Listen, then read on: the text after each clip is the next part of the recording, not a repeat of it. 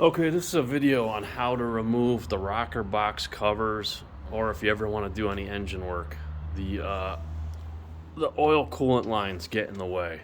They're really tight on the covers. So I wanted to get the covers powder coated. They are powder coated now, and this is just what I had to do.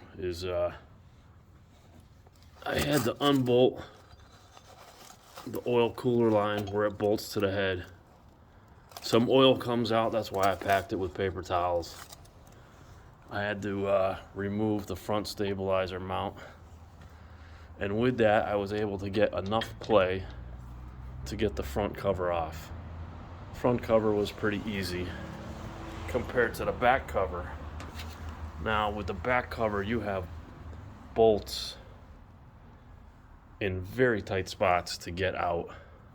You can't even see this one. You only have like an inch of clearance here. So the first thing I had to do was the hose has to come off of the rear mount for the oil lines. This is actually the return hose to the tank. And what I ended up doing was screwing up the hose. I put a cut in the hose trying to use some pliers with just tape on them. Not a good idea. You really need some hose pliers, and these things work great. These were from Harbor Freight. They're like 15 bucks. But you really need to remove the hose before you unbolt it, or remove the hose before you unbolt the cooling lines. The hose is really frozen onto the fitting, and once you get that hose off, then you can unbolt the rear lines. There's 2 O-rings on each one,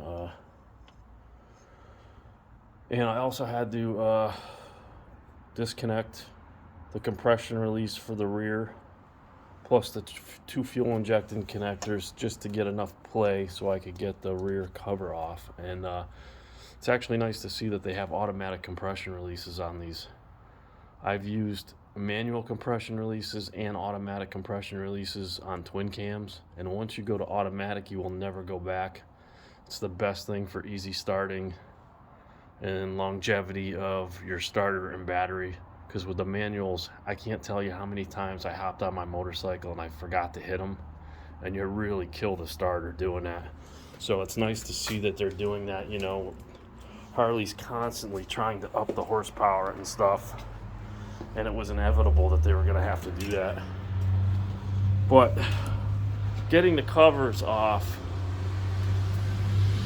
after you get the oil lines off is just the back one, and even on the front one there's a couple of bolts that are really tough to get to.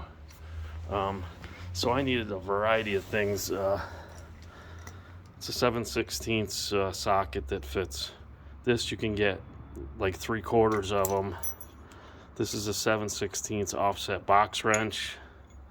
It's nice to have that, a standard wrench, and what I ended up doing was just welding a socket to an old cutoff wrench I had, and that saved me. I mean, I can understand a lot of people don't have welders in the garage.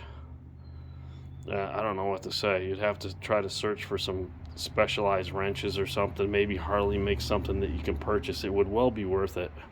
I mean, another maybe fix you might be able to do is just get a 7/16 nut driver and use a wrench on the end of it and just cut the excess off of the nut driver. That might work. I don't know. The special wrench was the best way. It worked like a dream. But I mean, that's it. I just thought that might help somebody out.